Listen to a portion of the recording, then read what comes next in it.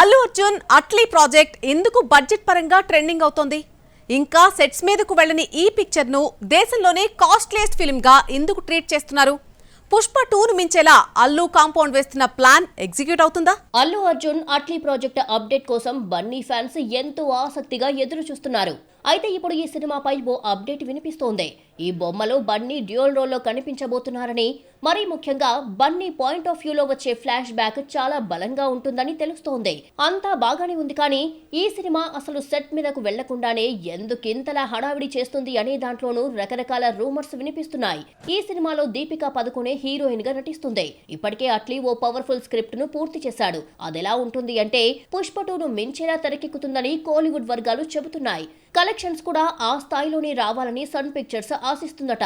కథలో mafia back drop ను పెట్టడం ద్వారా ఎలివేషన్స్ కు స్కోప్ ఉంటుందని, ఆ లెక్కలన్నీ అంచనా వేసి సినిమాకు కోట్లు ఖర్చు పెట్టి ఇప్పటి నుంచే ట్రెండింగ్ లో పెట్టాలని చూస్తున్నారు. నిజానికి ఈ సినిమాకు ఎంత లేదన్నా 600 కోట్లకు తక్కువ కాకుండా ఖర్చు పెట్టాలని ముందుగా మేకర్స్ భావించారు.